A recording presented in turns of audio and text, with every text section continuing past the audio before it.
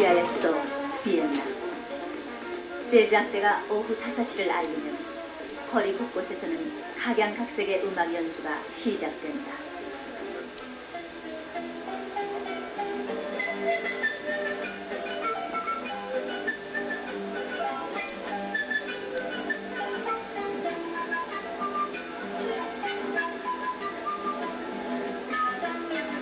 귀에 익은 곡조에 이끌려 하나 둘 모여든 사람들. 그들은 가슴을 적시오는 가락 앞에 한동안 말을 잃어버린다.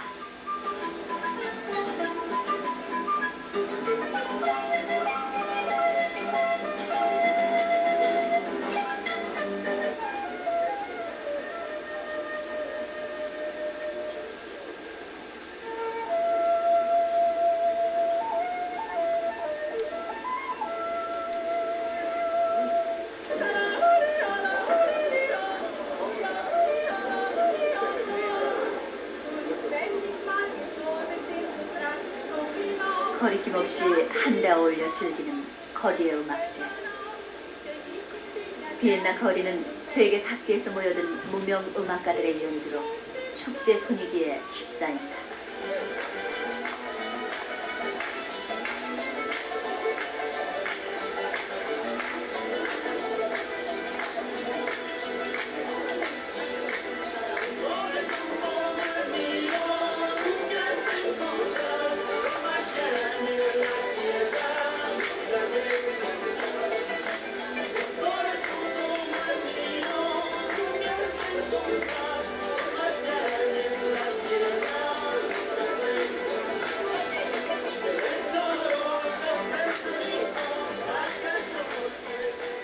아직 귀에 남은 노래를 뒤로 하고 광장을 돌아 나오면 저만치 비엔나 미술사 미술관이 보인다. 거리의 축제에서 떠나와 불 펴진 창처럼 환한 마음으로 바라보는 미술관. 그 첫 대면의 순간에는 정결한 설렘이 있다.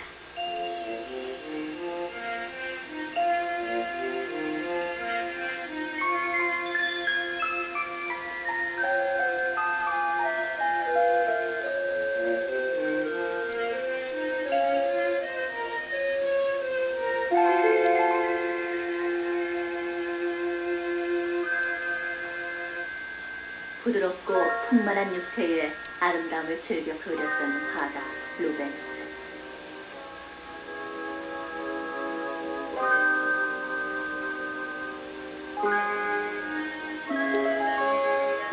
그의 걸작을 찾아 유럽 미술관들을 순례해 보는 것 또한 기쁜 일이 아니겠는가.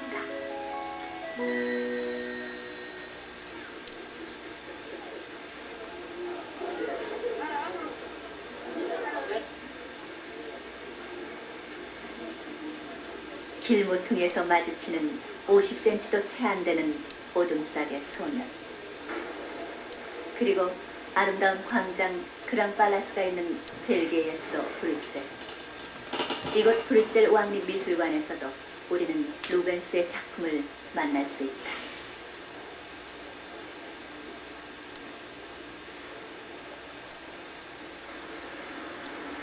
건물 자체가 거대한 역사처럼 다가오는 브뤼셀 왕립미술관.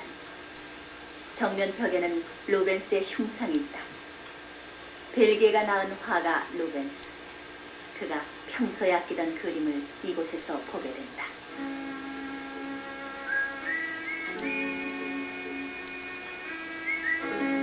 빛에 따라 달라지는 검은 피부색의 미묘한 변화. 숙명적인 비애와 갈망이 서린 흑인의 눈매.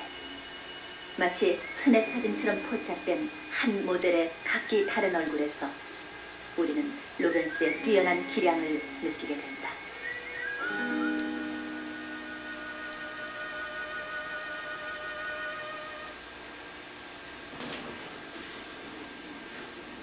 루벤스의 작품을 찾아 나선 미술관 순례는 브뤼셀에서 알프스 고원지대로 이어진다. 스위스와 오스트리아 사이에 있는 조그만 나라 리텐슈타인. 13세기에 돌로 쌓은 이 오래된 고성에는 리텐슈타인의 공작이 살고 있다. 이 성에서는 수도 바두주 시가가 한눈에 내려다보인다. 리텐슈타인은 농사와 목축업, 임업을 주로 하고 그 밖에 반도체 산업을 비롯한 근대 공장들도 많다. 국민 소득이 매우 높고 실업률이 0%인 리텐슈타인은 총 인구 2만 6천 명밖에 안 되는 작은 나라다. 공항시설이 따로 없어 스위스 국유철도와 우편버스를 이용해야 올 수 있는 리텐슈타인. 이곳에 도착하기까지 펼쳐지는 풍경은 그림같이 아름답다. 호수와 숲, 목장, 알프스의 눈 라인강, 박공지붕의 조그만 집들.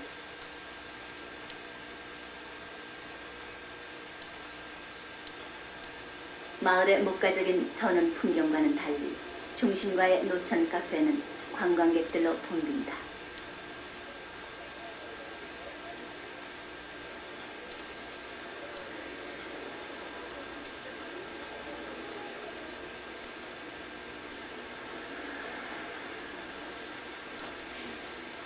여행객들이 모여드는 거리에는 우표를 전시해 놓은 진열대가 늘어서 있다. 그것은 리텐슈타인의 중요한 수입원이 우표 산업이기 때문이다. 진열해 놓은 우표 속에서 우리는 루벤스의 그림을 보게 된다.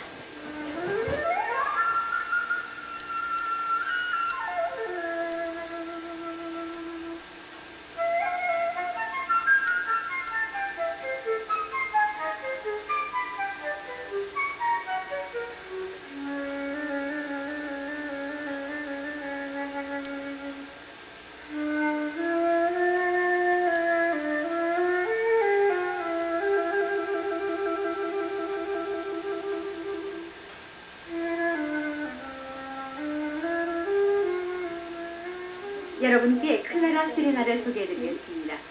이 소녀는 피터 폴 로벤스와 그의 처단의 이사벨라 브란트 사이에서 태어난 큰딸이었죠. 이 소녀의 나이는 6살 아니면 8살일 것으로 추정됩니다. 이 그림은 1616년이나 1618년에 그려진 것 같아요. 어린 딸을 향한 로벤스의 사랑이 이 그림 속에서 강하게 풍겨나옴을 느낄 수 있습니다. 여러분은 연명하게 반짝이는 소녀의 눈을 보고 계십니다. 아주 신뢰감에 넘친 표정으로 세상을 바라보는 것 같아 보이죠. 그러나 12살의 어린 나이로 그만 세상을 떠나고 말았습니다. 간결하고 세밀한 선으로 이루어진 매혹적인 이 그림은 로벤스 특유의 독특한 피부 묘사력을 부드러운 파스텔 색조의 얼굴빛을 통해 강조하게 해줍니다. 이 초상화는 로벤스 창작 활동에서 정점을 이루는 작품 중에 하나입니다.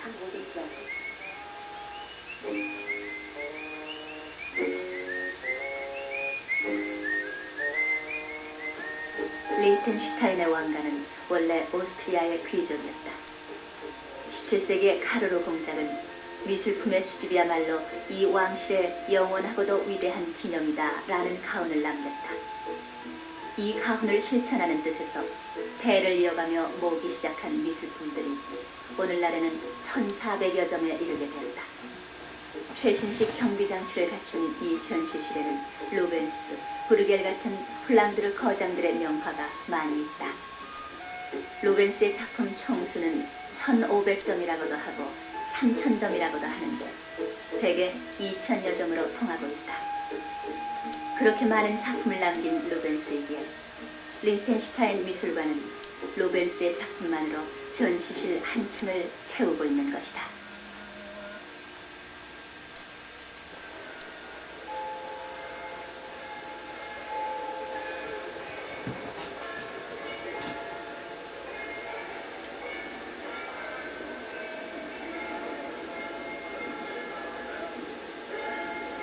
루벤스의 작품을 찾아 나선 미술관 순례를 하는 가운데 우리는 유럽의 다채로운 풍물에 접하게 된다.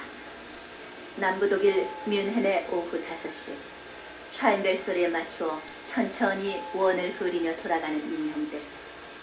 비스듬히 기운 햇빛 속에서 사람들은 뮌헨의 오후를 음미하고 있다.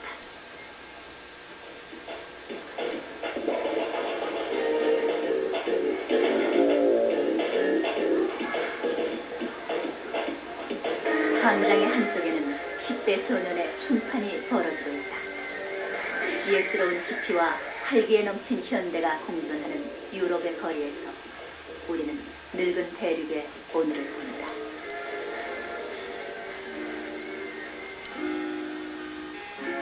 또한 어제와 오늘과 내일이 한 공간 속에 숨쉬고 있는 미술관에서는 유럽 대륙의 저력과 만나게 된다.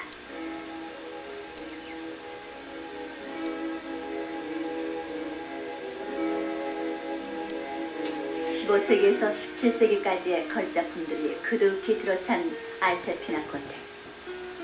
19세기에 이미 8천여 점의 작품이 확보된 이 방대한 미술관에는 루벤스의 명화들이 140점이나 있다.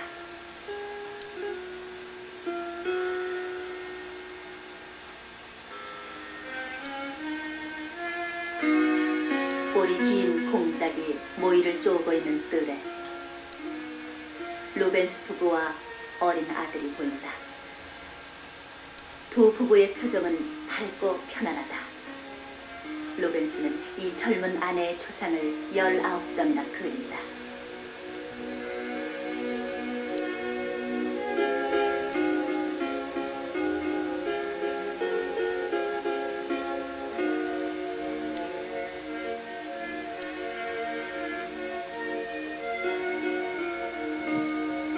루벤스의 모든 작품을 통틀어 가장 유명하고 아름다운 그림으로 손꼽히는 레우키포스 딸들의 약탈. 억세고 건장한 두 사나이 사이에 벗은 몸으로 안겨있는 레우키포스 왕의 큰딸 포이베. 납치를 당한 두 딸은 놀람과 무서움에 겁먹은 표정들이다.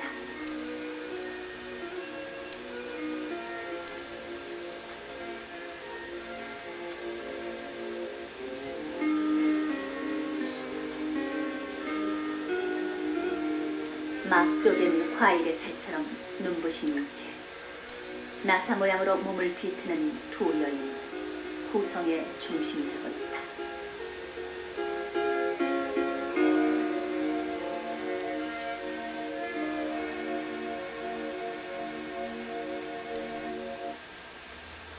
루벤스는 그림의 테마를 주로 어디에서 구해왔는지 설명해 주시겠어요?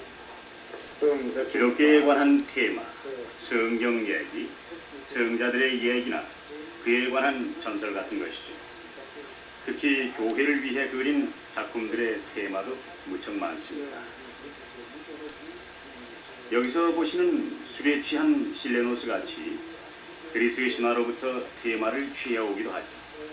그리고 고대 히람 역사와 일상생활을 그린 풍속화 같은 테마도 약간 있습니다. 그러나 루벤스 그림의 대부분의 주제는 물론 인물의 초상화라 할 수 있죠. 네. 여기 알테 피나코텍에 소장된 루벤스의 작품으로는 어떤 것들이 있나요? 이곳에 소장된 루벤스의 작품으로 가장 잘 알려진 것으로는 여기 있는 6m가 넘는 대작 최후의 심판입니다. 최후의 심판은 뮌헨 근처에 있는 한 교회를 위해 1616년에 제작된 것입니다. 루벤스는 이 작품을 이탈리아 바티칸의 시스티나 성당에 있는 미켈란젤로의 최후의 심판을 본받아서 그렸습니다. 이 작품에서는 축복받은 사람들의 부활이 보다 전면에 부각되는 것을 볼 수 있습니다. 성경 속에는 육신의 부활에 대해 얘기하고 있기 때문이죠. 이 점이 바로 이 그림의 독특한 점입니다. 또 하나 독특한 점은 6m가 넘는 거대한 그림을 매우 적은 수의 인물로 채워놓은 점입니다. 루벤스의 작품을 찾아가는 미술관 순례는 예술의 도시 파리로 이어진다. 목마르던 언덕의 화가들, 즉석에서 한참 만에 그려지는 자신의 얼굴은 사람들을 기쁘게 한다.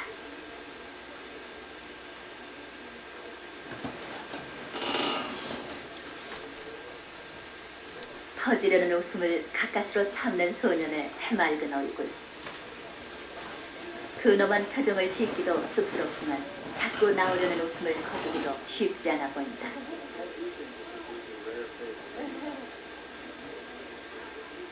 누구나 조금씩 거울 속 제 얼굴에 반할 때가 있다. 그러므로 화가의 눈에 비친 또 다른 자기에 대한 호기심은 누구에게나 있지 않겠는가.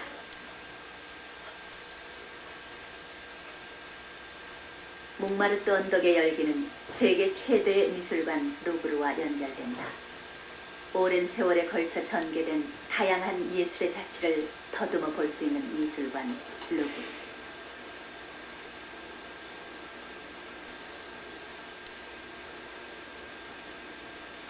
이곳 루브르 미술관에는 미술사상 최대 걸작으로 일컬어지는 루벤스의 작품이 있다. 마리드 메디치의 일생이 그것이다.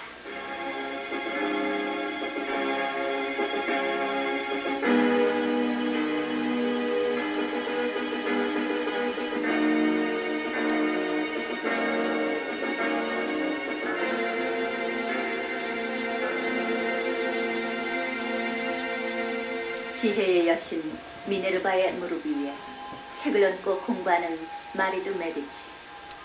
새 미의 여신은 그녀에게 꽃으로 만든 관을 씌우려 하고 있다.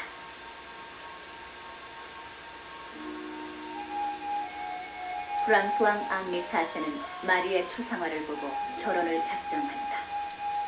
마리는 27에 20세 연상인 앙리 4세와 혼인한다.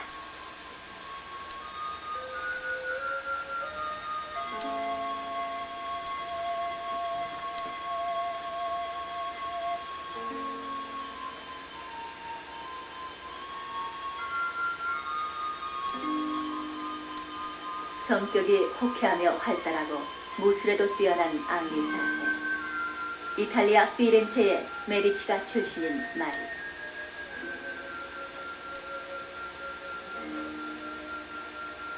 (1600년 11월 3일) 마리드 메디치는 마르세유에 상륙한다.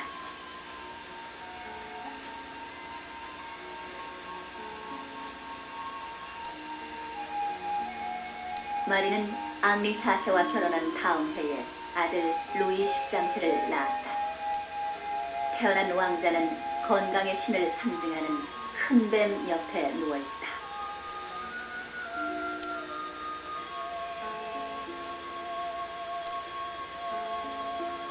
결혼한 지 10년째 되던 해, 앙리 4세가 죽자 마리드 메디치는 어린 루이 13세의 섭정왕으로 추대된다. 이 그림은 그 대관식 광경을 그린 것이다.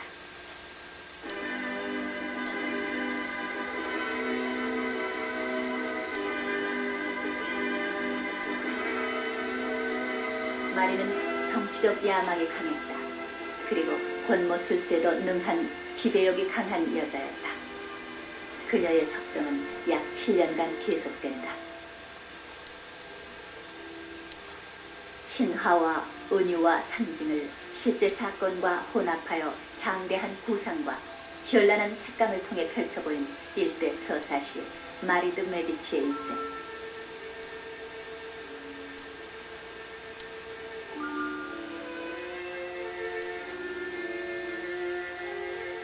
모자간의 불화는 그 후 4년 동안 더 계속되다가 1621년 극적인 화해를 이루게 됐다.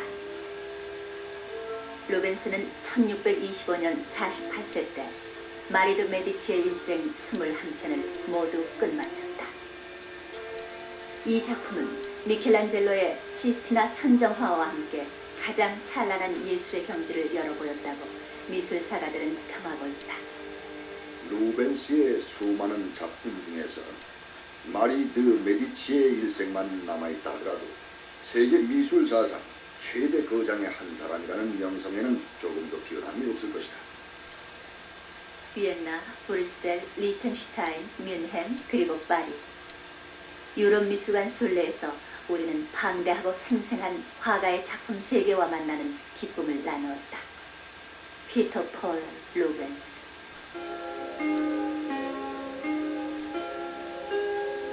410년 전 독일의 지겐에서 루벤스는 태어났다.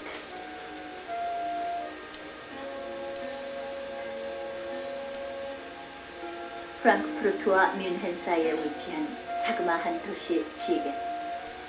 2차 대전 때 이곳은 시 전체가 폐허로 변해버렸었다.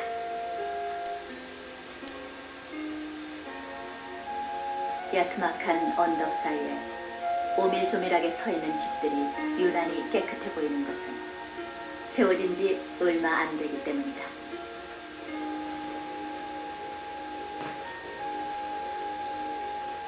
오늘의 지게는 새로 태어난 것이다. 방금 막 결혼식을 마친 신랑 신부의 표정처럼 루벤스의 고향은 젊고 신선하다. 전쟁의 상처를 씻고 새롭게 일어선 도시 지게. 안트워프시의 유서 깊은 가문이던 루벤스 일가가 이곳 지겐으로 오게 된 데는 그럴 만한 이유가 있었다.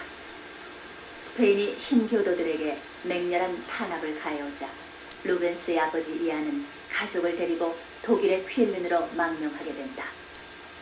그런데 퀼른에서 루벤스 아버지와 공작부인 안나와의 사이에 일어난 스캔들로 인해 다시 옮겨오게 된 곳이 바로 여기 지겐이다. 이곳 루벤스 박물관 뜰에는 특이한 조각상이 서 있다. 한 아기를 세 여인이 받쳐들고 있는데 이들 여인은 각기 퀼른, 지겐, 안트워프를 뜻한다. 세 도시가 저마다 루벤스의 고향이라고 주장하고 나선 적이 있었던 것이다. 1587년 루벤스의 나이 10살 때 아버지가 돌아가셨다. 루벤스는 어머니와 함께 안트워프로 돌아오게 된다. 중세기부터 번영한 플랑드르 제1의 상공업 도시 안트워프. 다이아몬드 연마, 제당, 모직물 공업이 성한 항구 도시다. 스페인의 신교 탄압에 반항하여 북부 네덜란드가 독립하고 난 뒤에도 이곳 플랑드르 지방은 여전히 스페인의 통치하에 있었다.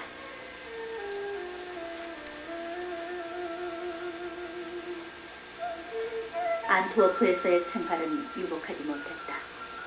노이의 결혼 지참금을 지불하기 위해 13살의 루벤스는 다니던 학교를 그만두기에 이른다.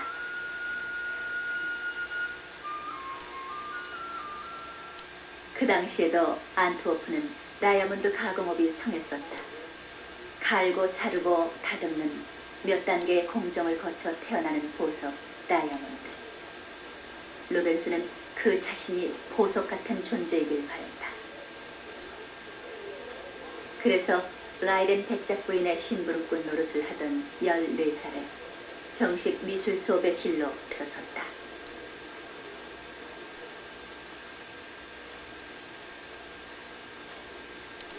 그림 공부를 하면서 루벤스는 또 라틴어, 독일어, 불어를 익혔고 문학서적을 탐독했다.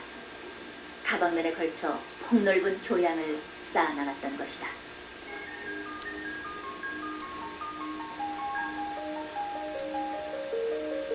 루벤스가 20살 때 그린 아담과 하와.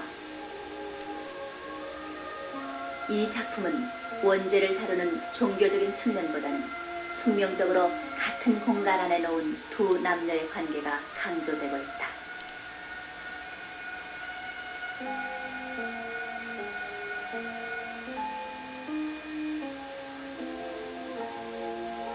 겁먹은 듯 움츠러든 토끼. 에덴 동산 숲을 사이 계곡에는 두루미도 보인다.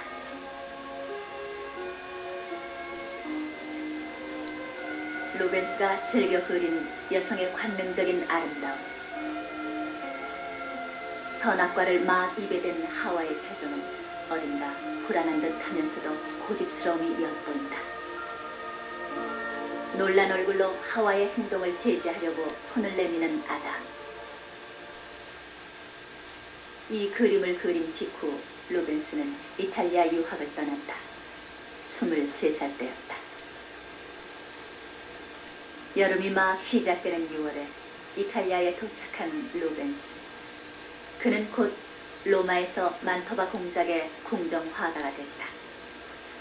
로마와 베네치아에서 루벤스는 고대 미술품들과 르네상스 걸작들을 통해 이탈리아 예술의 진수를 맛볼 수 있었다.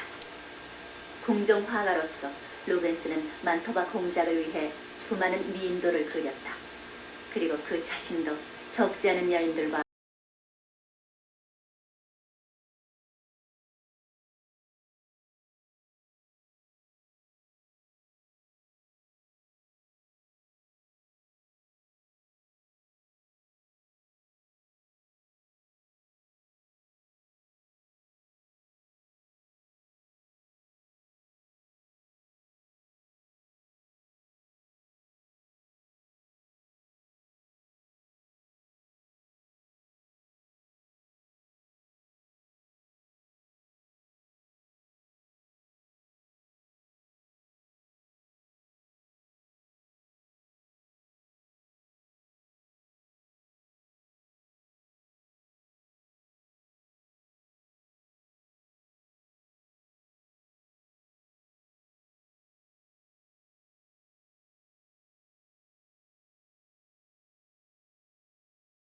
이탈리아 유학 시절은 사랑의 열병을 앓게 한 격정의 시절이었다.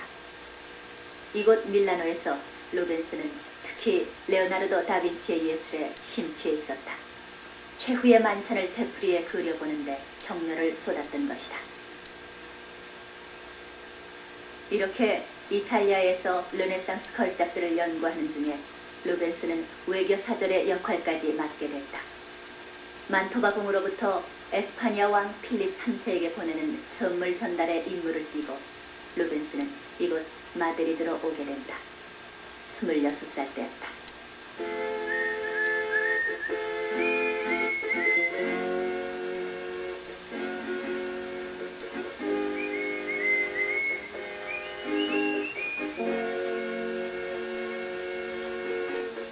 스페인에는 뛰어난 화가 벨라스케스가 있었다.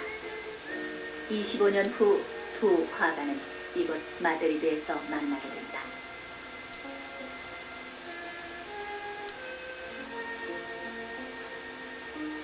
이탈리아 유학을 마치고 8년 만에 돌아온 안트워프. 루벤스는 예술의 도시로 변모한 안트워프에서 오랜만에 고향에 돌아온 푸근함을 맛보았다. 그는 이제 안주를 원했다. 일생을 함께 걸어갈 반려가 절실하게 필요했던 것이다.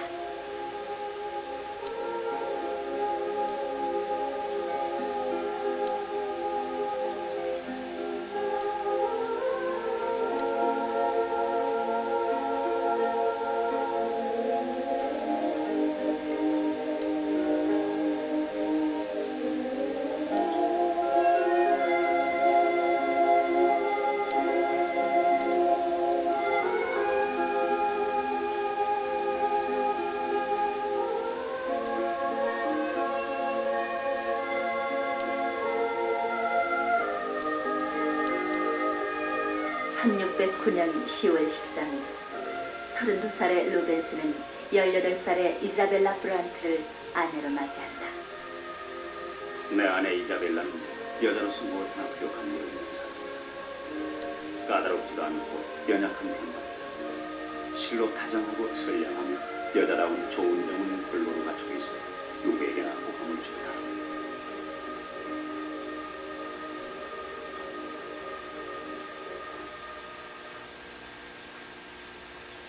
결혼한 지 3년 후 루벤스는 안트워프의 와페에 평소에 꿈꾸어오던 집을 마련하게 됐다. 스페인 총독 알베르트 대공의 수석 궁정 화가인 루벤스는 몇 년 사이에 상당한 재력을 모을 수 있었던 것이다. 루벤스는 이 집을 이탈리아 풍으로 지었다.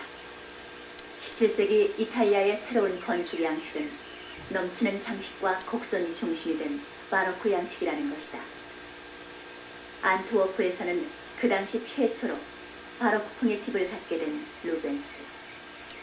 화려함과 규모에 있어 당대 제일가는 저택이었던 이 루벤스의 집에는 수십 명의 제자들이 드나들었다. 여러분이 보시는 바로 이곳이 루벤스 저택의 정원입니다. 오늘날엔 그의 박물관이 되었지만은 루벤스 시절엔 이곳이 그의 저택이었죠. 그의 대부분의 작품들은 이곳에서 완성을 본 것입니다. 루벤스는 플랑드리에 있어 매우 중요한 사람입니다. 왜냐하면 그는 바로 이곳 그의 고향에서 바로크 화풍을 이룩했기 때문입니다. 이그러진 진주한 뜻을 가진 바로크 양식이 루벤스에 의해 비로소 완성을 본 것이죠. 루벤스가 이탈리아에서 다시 고향에 돌아왔을 당시의 상황은 그에겐 매우 유리했습니다. 왜냐하면 그 당시 이곳은 수년간 끊임없이 시달리던 저 유명한 종교 전쟁이 종식됐고 평화를 이룩한 직후였기 때문입니다. 당시 플랑트리의 남부는 스페인 통치하에 있었고 북부는 네덜란드 공화국으로 양분이 돼 있었죠. 이런 평화적인 분위기에서 안트워프 시인은 생기를 되찾았고 새로운 활력이 넘쳤습니다. 그것은 루벤스가 활기찬 작품 활동을 하게 된 좋은 배경이었습니다. 루벤스의 집은 활력에 넘친 안트워프의 명물이 됐다. 이곳을 방문한 모든 사람들은 처음 보는 바로크식 건물에 감탄했던 것이다.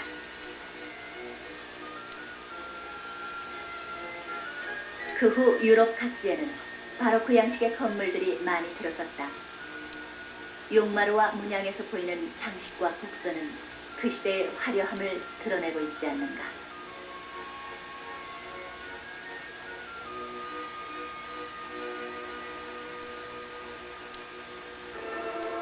안트워프를 상징하는 대성당.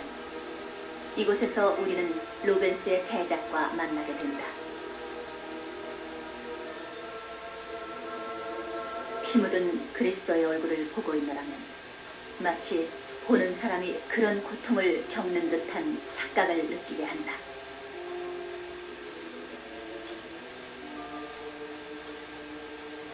루벤스가 살았던 시대는 반종교 개혁이 성공하고 있던 시대였다. 교회는 인심을 수습하기 위해 감각이나 감정에 강력하게 호소해오는 예술적 효과를 원하고 있었다. 격렬한 운동감이나 빛나는 색채로 생생한 느낌을 불러일으키는 루벤스의 작품은 이러한 시대적 요구에 아주 걸맞는 것이었다.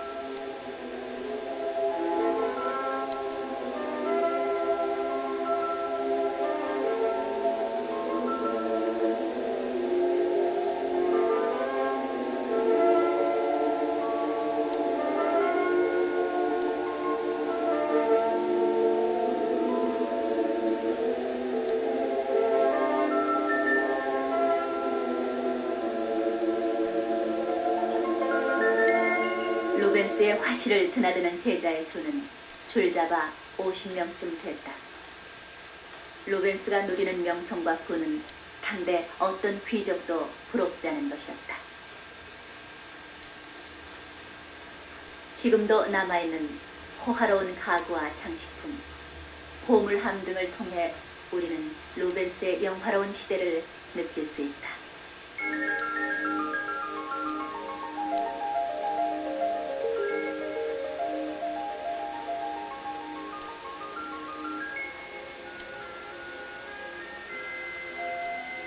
이 큰 홀은 마리 드 메디치의 일생 같은 대작을 제작하기 위해 마련된 것이다.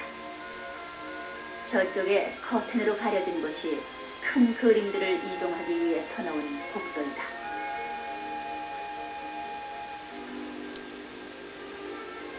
안트워프의 성 미카엘 수도원 성당을 위해 그린 작품이 동방박사의 경배이다. 인물들의 태도, 표정, 의상에 있어 이렇게 장대한 화면을 보여주는 종교화도 드물 것이다.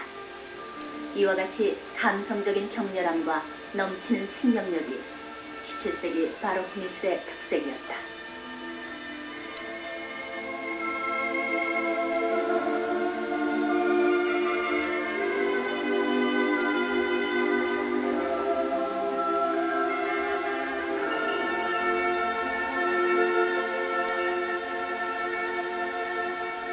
그리스 전설 속에 나오는 호전적인 여인족 아마조네스.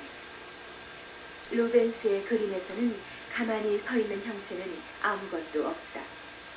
캔버스 가장자리로부터 사방으로 확산되어 나오는 듯한 그림 속의 형상들은 세차게 소용돌이치는 움직임으로 표현되어 마치 살아있는 듯하다. 4년에 걸친 마리 드 메디치의 일생을 완성시킨 해인 1626년 아내 이사벨라가 죽었다. 그녀의 나이는 35이었다. 루벤스의 슬픔과 충격은 이루 형언할 수 없을 만큼 컸다. 무엇 하나 탓할 게 없던 충실한 내조자를 잃은 비통함. 시리에만 잠겨 있을 수는 없었고 마침 스페인 국왕 필립 4세의 요청이 들어와 루벤스는 두 번째 마드리드 방문을 하게 됐다. 이곳에 9개월가량 머무는 동안 루벤스는 왕실에서 수집한 많은 걸작들을 베껴 그렸고 미술의 다양한 기법을 연구했다.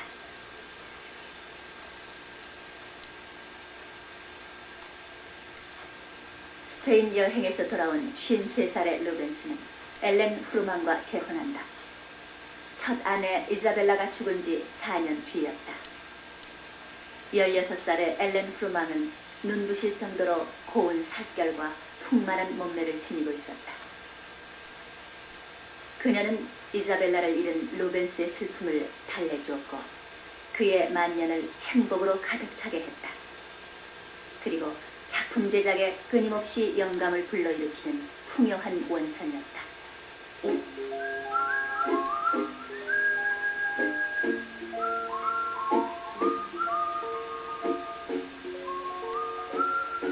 루벤스는 엘렌 후르만과의 사이에 5 아이를 두었다. 아들 프란츠는 무릎에 앉고 큰아이 잔느는 그녀 앞에 서 있다. 루벤스는 죽을 때까지 이 젊은 아내를 모델로 변화있게 그림을 그린다. 37살 아래인 젊은 부인을 얻은 루벤스에게도 불행의 그림자가 다가왔다. 1635년 안트워프에서 30km쯤 떨어진 시골에 루벤스는 별장을 마련한다. 49살 때 처음 발병한 통풍은 이내 낫지 않고 지병이 됐다. 그래서 루벤스는 전원에 묻혀 지내면서 때로 풍경화를 그리곤 했다. 55살부터 일어나곤 하던 오른손의 마비 증세. 그 오른손에 무리가 가면 안 된다는 걸 알면서도 루벤스는 멀리 마을까지 내려가 장날의 축제를 화폭에 담았다. 장이 서는 날이면 플랑드르의 시골 풍습대로 마을에서는 잔치가 벌어진다. 장터의 무도회에서 루벤스는 그 자신이 속해 있던 세계와는 얼마나 다른 것을 느꼈던가. 수치심도 회한도 없는 벌거숭이의 진실. 삶에는 본디 우열이 없다고 루벤스는 그날 비망록에 적었다. 비 뿌리고 간 여름 저녁의 전원에서 문득 보게 되는 무지개. 푸르스름한 안개가 흐르는 저물녘 들판에서 루벤스는 자신이 붓을 놀리고 있다는 것조차 느껴지지 않는 이상한 해방감을 맛보았다. 마치 안개처럼 퍼져 무한 속으로 사라지는 환각을. 이제 한 화가의 죽음을 얘기할 때가 온 것 같다. 60평생 명성과 부와 사랑에 있어 무엇 하나 부족한 것 없이 누리고 가졌던 루벤스. 그의 인생길에도 출구가 막히는 운명의 날이 왔다. 심장 발작으로 루벤스는 영면했다. 향년 63세.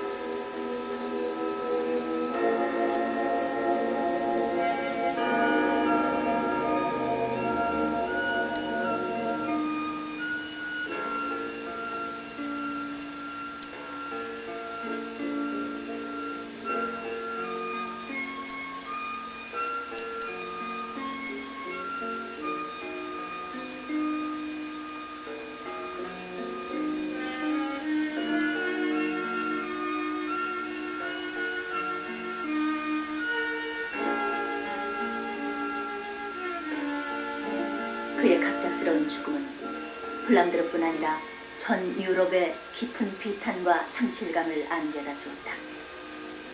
루벤스의 예술은 전 유럽인의 감수성을 적시는 풍요한 물줄기였던 것이다. 그는 안트워프에 있는 성야곱 교회에 잠들었다.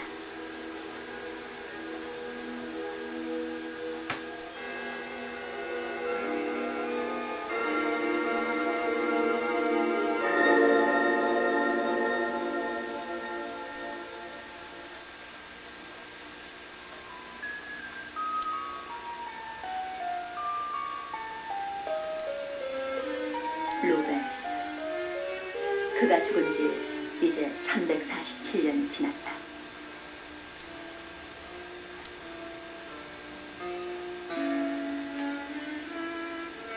빛나는 색채와 웅대한 상상력으로 일찍이 볼 수 없었던 생명의 환희를 창조해낸 화가 루벤스. 오늘 그가 서 있는 안트워프 대성당 앞에서 우리는 루벤스의 동상을 지켜보는 한 무리의 사람들을 보게 된다. 그들은 무슨 생각을 하는 것일까? 사람들은 그를 유럽 예술의 거범으로 추앙하기도 했다. 그런가 하면 또 루벤스를 비판하는 평자들도 간혹 있었다. 그러나 분명한 것은 여러 가지 평가에도 불구하고 피터 폴 루벤스, 그는 영원한 화가로 우리 마음속에 살아있다는 것이다.